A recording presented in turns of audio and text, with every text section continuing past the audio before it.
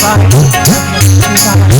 हर हर भोले नमः शिवाय नमः शिवाय हर हर भोले नमः शिवाय नमः शिवाय हर हर भोले नमः शिवाय नमः शिवाय हर हर भोले नमः शिवाय। भगवान शंकर ने कहा कहो अमर आए कहे हेतु, बोले कृपा सिंधु वृष केतु, कहो अमर आए कहीं हेतु। बोले महाराज तारकासुर परेशान कर रहा। ये कथा विस्तार के साथ आएगी श्री शिव महापुराण में। एक प्रसंग बस में आपके बीच में कि रुद्राक्ष की उत्पत्ति कहां से हुई, कैसे हुई, इस बात को डिटेल देने के लिए आपके बीच में। जैसे ये कहा वैसे भगवान शंकर ने जैसे आंख बंद करके उस शक्ति का आवाहन किया, उस समय आंख बंद करते समय उनकी आंखों की जलन से ऐसे धूल के कण वहां कैलाश पर गिरे जो एक वृक्ष बन गए, और उन वृक्षों के फल उन रुद्र की अक्ष से पैदा होने वाले वृक्षों से बनने वाले वो फल रुद्र अक्ष इत रुद्राक्ष कहलाए, वो रुद्राक्ष कहलाए। और भगवान शिव के इस प्रसाद को आशीर्वाद मिला कि जो रुद्राक्ष को धारण करेगा उसके जीवन में सहज वैराग्य जागेगा। जो रुद्राक्ष को धारण करेगा उसका जीवन दैवीय संपदा से भरपूर रहेगा। जो रुद्राक्ष को धारण करेगा उसके जीवन में दान की मुट्ठी अपने आप ढीली होती चली जाएगी। भगवान शंकर की तरीके से त्यागमयी उसका जीवन हो जाएगा। वो धारण किए हुए वो सारे गण आ गए। इस बीच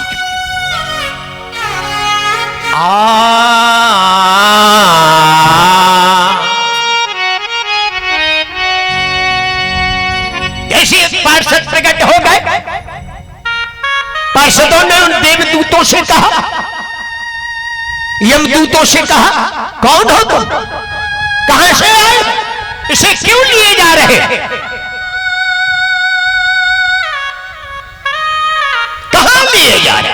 बोले इसे नरक में लिए जा रहे, पापी है ये। जीवन में इसने पाप किया लेकिन पाप के लिए कोई प्रायश्चित नहीं किया, पश्चाताप नहीं किया, इसलिए इसे नरक में ले जाकर के इसे कूट कूट करके शुद्ध करेंगे। जैसे धोबी धोबी घाट पर मैले कुचैले कपड़ों को ले जाकर पत्थर की चट्टान पर पटक पटक करके साफ करता है, ऐसे इसे ले जाकर के कूट कूट कर शुद्ध करेंगे। कौन कहता है कि ये पापी है? पार्षदों ने प्रश्न किया। भूल से ही सही इसने शिव पुराण की कथा सुनी, अनजान में ही सही इसने शिवरात्रि के पावन पर्व पर शिवलिंग का, शिव जी का साक्षात दर्शन किया। अंत समय में शरीर इसका छूटा। इससे बड़ा पुण्यात्मा और धर्मात्मा दूसरा भला होगा।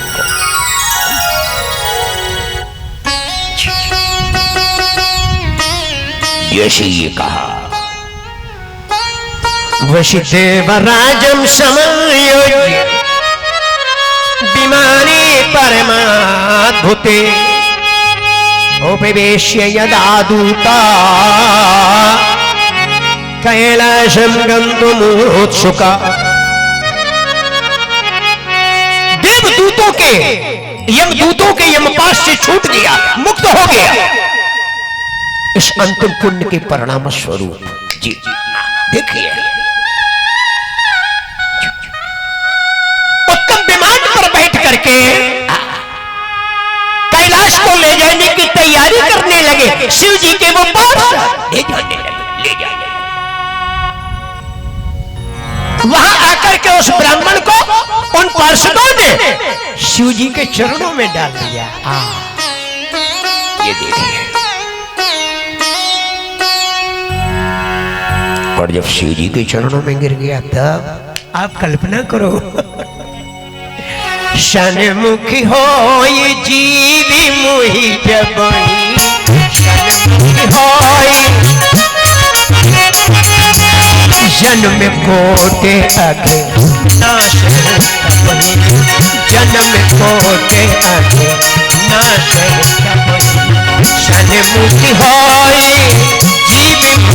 जब ही सन्मुख होई, जीव मुखी जब ही जन्मोटे अहे, जन्मोटे अहे।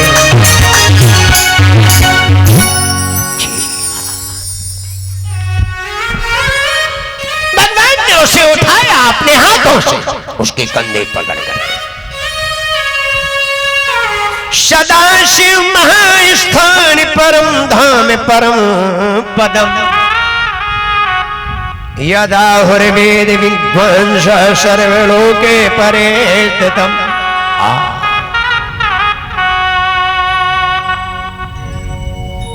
अपने लोक में उसे पास दिया। बोले नहीं, आज के बाद अब तुम कहीं नहीं जाओगे। बोले बाबा बोले आज के बाद तुम अब यहीं रहोगे, कहीं तुमको नहीं जाना, यहीं रहो आराम से। शिव जी ने उसे शिवलोक दे दिया। बोलिए शंकर भगवान की।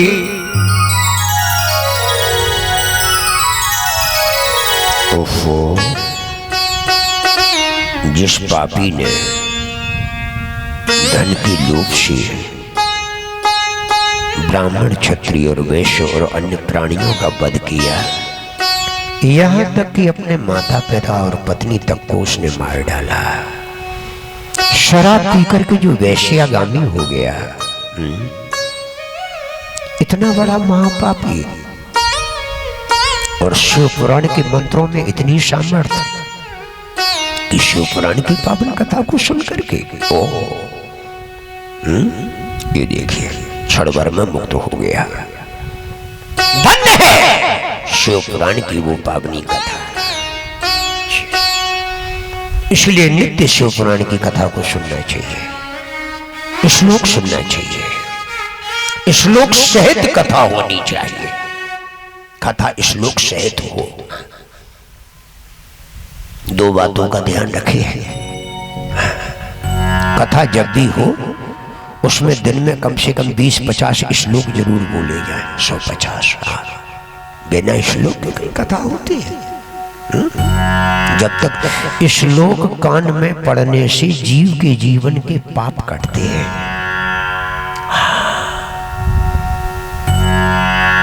जीव के जीवन के पाप, पुण्य बढ़ते हैं। जैसे किसी को सांप डस ले, नाग डस ले, तो उसे झाड़ने के लिए बुलाई जाती ना, झाड़ने फूंकने वाले। जी अच्छा, श्लोक कहा जाए और श्लोक का अर्थ समझ में ना भी आए तो भी श्लोक जरूर सुनना चाहिए, क्योंकि श्लोक अंदर जाने से हमारे जीवन के पाप अपने आप मिटते हैं।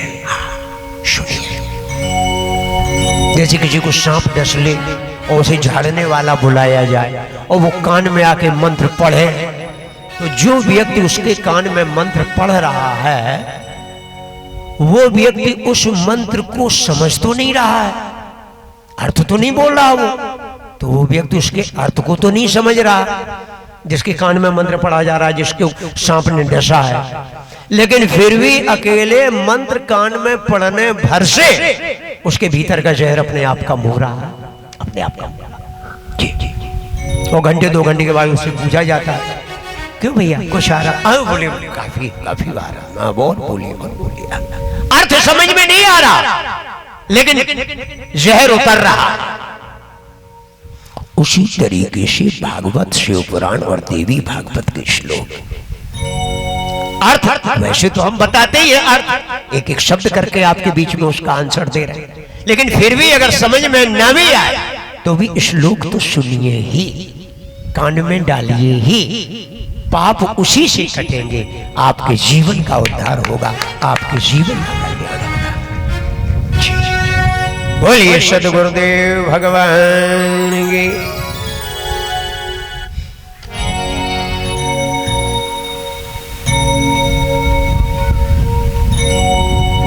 अरे अभी एक भजन सुनील के द्वारा सुना जाए, है ना? आइए आनंद लेते हैं, बहुत अच्छी।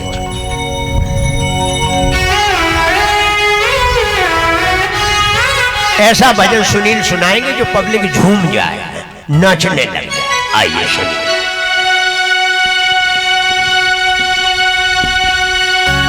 तुम जन जन के हितकारी, तुम जन जन के हितकारी, शंकर भोले भंडारी, तुम जन जन के हितकारी, शंकर भोले भंडारी, तुम जन जन के हितकारी, तुम जन जन के हितकारी, तुम जन जन के हितकारी, तुम जन जन के हितकारी, तुम जन जन के हितकारी, शिव शंकर शिव शंकर भोले भंडारी, तुम जन जन के हितकारी, शंकर भोले भंडारी, तुम जन जन के हितकारी।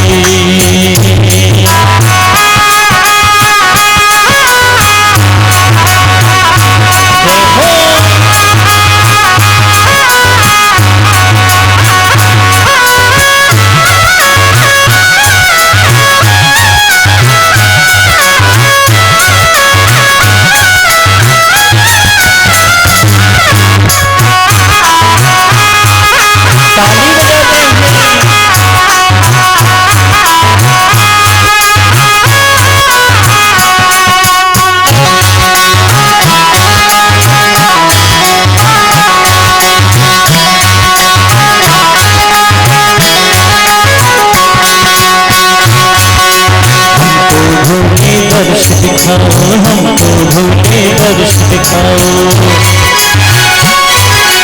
हमको भोले दर्श दिखाओ, हमको भोले दर्श दिखाओ, इन अखियों की बात बुझाओ, हमको भोले दर्श दिखाओ, इन अखियों की बात बुझाओ। शंकर भोले शंकर भोले भोले शंकर भोले भंडारी, तुम जन जन के हितकारी, शंकर भोले भंडारी, तुम जन जन के हितकारी।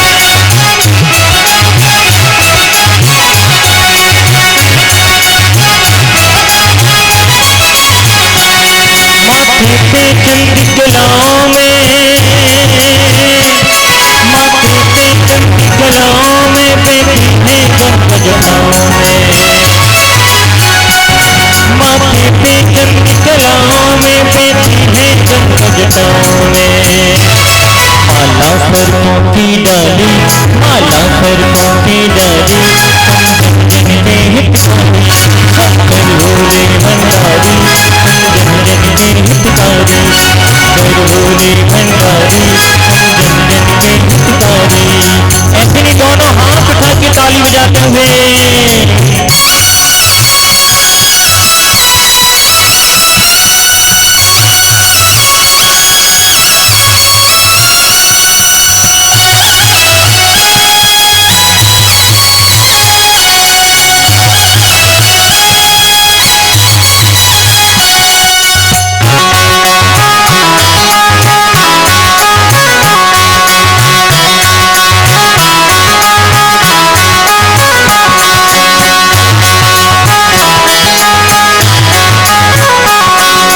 सागर मंथन होने लगा, जब सागर मंथन होने लगा, तब कालीकूट सुखा निकला, जब सागर मंथन होने लगा, तब कालीकूट से निकला, बन गई तुम्हारी, तुम जन जन के हितकारी, शंकर भोले भंडारी, तुम जन जन के हितकारी, तुम जन जन के हितकारी, तुम जन जन के हितकारी, तुम जन जन के हितकारी, तुम जन जन के हितकारी, शंकर भोले भंडारी, तुम जन जन के हितकारी, शंकर भोले भंडारी, तुम जन जन के हितकारी, शंकर भोले भंडारी, तुम जन जन के हितकारी, शंकर भोले भंडारी, तुम जन जन के हितकारी, शंकर भोले भंडारी, तुम जन जन के हितकारी, शंकर भोले भंडारी, तुम जन जन के हितकारी। भोले बाबा, भोले बाबा, भोले बाबा, भोले भोले बाबा। ओम नमः शिवाय, ओम नमः शिवाय, हरि हरि भोले नमः शिवाय। ओम नमः शिवाय, ओम नमः शिवाय, हरि हरि भोले नमः शिवाय। हरि हरि भोले, हरि हरि भोले, हरि हरि भोले, हरि हरि भोले, नमः शिवाय, ओम नमः शिवाय, हरि हरि भोले नमः शिवाय। ओम नमः शिवाय, ओम नमः शिवाय, हरि हरि भोले नमः शिवाय। हरि हरि भोले नमः शिवाय, हरि हरि भोले नमः शिवाय। बोलिए शंकर भगवान की।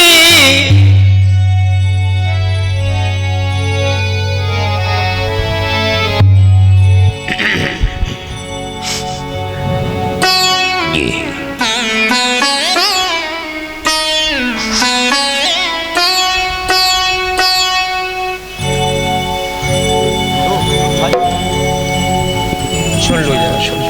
आलोक सुन लीजिए। जैसा कि आपने सुना कि श्री शिव महापुराण में 7 संहिताएं हैं।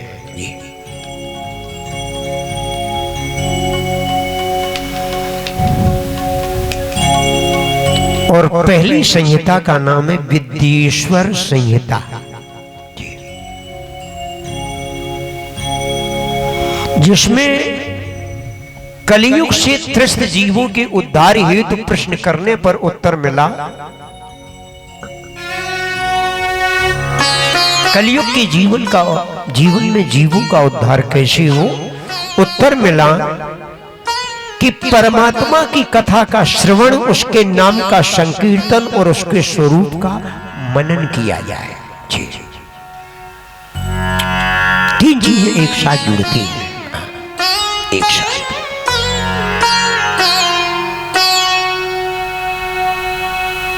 और यदि संभव ना हो सके, ये ना हो सके, मन नहीं लग रहा है, ध्यान में नहीं आ रहे प्रभु, तो फिर शिवलिंग या शिव की मूर्ति का पूजन करो। ये तो शिव जी का चित्र हो या शिवलिंग हो।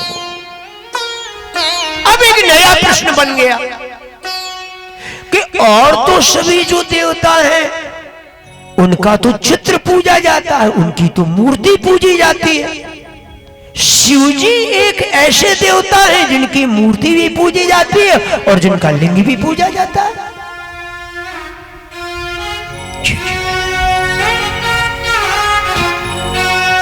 आखिर ऐसा कैसे? वीर मात्रे तु सर्वत्र पूज्यन्ते देवता गणा।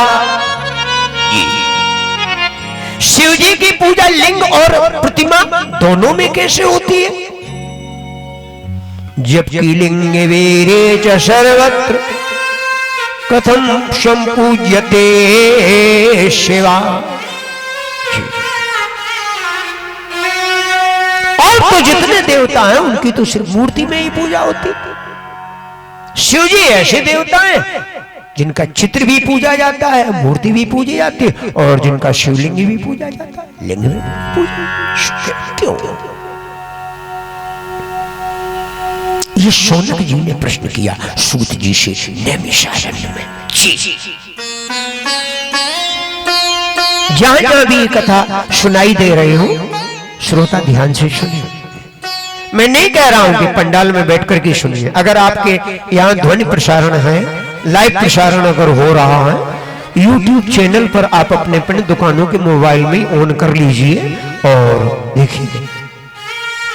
आचार्य हरगोविंद वाजपेयी के नाम से एक चैनल चल रहा है, तो उस नाम से भी सर्च करके आप घर बैठे ही ऑल वर्ल्ड में, सारी दुनिया में इस चैनल पर सर्च करके इस प्रोग्राम को देख सकते हैं। देखिए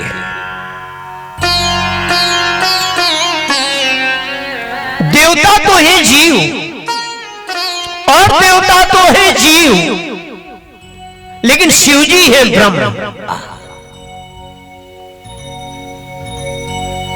इसलिए शिव जी की दोनों में पूजा होती है।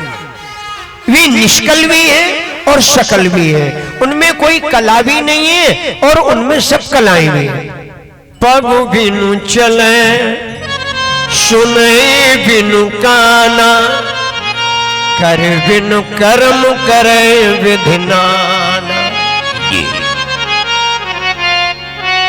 इसलिए उनकी लिंग और प्रतिमा दोनों में पूजा होती। वो निराकार भी है और साकार भी है। जी आप किसी भी रूप में उनको कीजिए। अब एक नया प्रश्न बन गया। हम जिन पंडित जी के माध्यम से इस क्षेत्र में उतरे हैं, वो पंडित जी एक बात हमसे कहा करते थे, वाजपेयी जी, ज्यों केले के पात में पात पात में पात और त्यों पंचों की बात में बात में बात, प्रश्न पर प्रश्न खड़ा होता चला जा रहा। जी आप देखिए। अब एक नया प्रश्न बन गया कि ये लिंग का आविर्भाव कब से हुआ, लिंग में शिव जी की पूजा कब से होने लगी।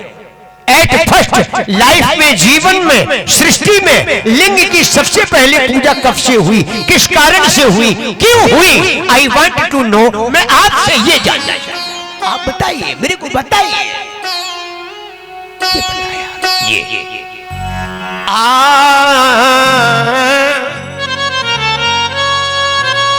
श्रोतुमिक्षाम योगेंद्र लिंगाविर्भाव लक्षणम। तो जिस तरीके से इस कथा को हमारे द्वारा आपको सुनाया जा रहा है, उसी तरीके से इस शिव पुराण की कथा को सनत कुमार जी को सुनाया है नंदीश्वर भगवान ने। नंदी ने सुनाया शिव पुराण की कथा, नंदीश्वर कह रहे हैं और सनत कुमार जी सुन रहे हैं।